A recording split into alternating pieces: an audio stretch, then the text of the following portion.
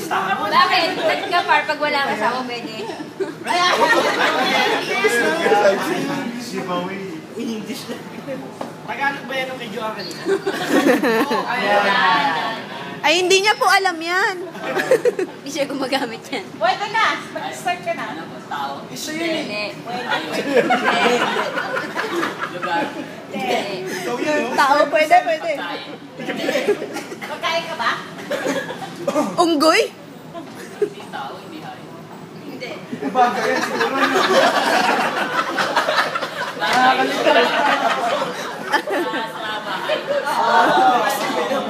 Hindi tao, hindi tao. Pwede. Sa sala. Pwede. Hindi. Wala. Pura nakakalis ako. Ginagamit sa katawan. Pwede. Hindi, katawan mo to.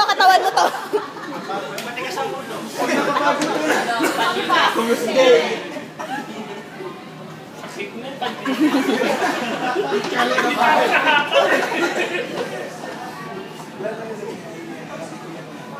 Pangkusina. Pwede. Pahirap sa kusina. Eh, kasi yung bahay namin, pag tumingin ka sa kanila.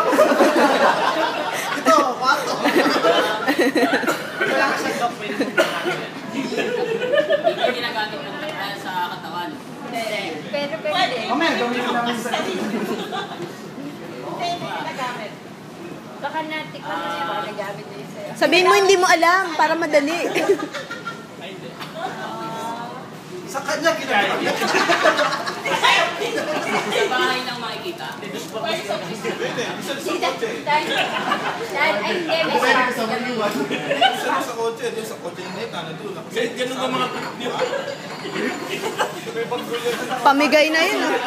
Grabe naman, pinamigay na nga eh. Furniture. Hindi. Naka-display.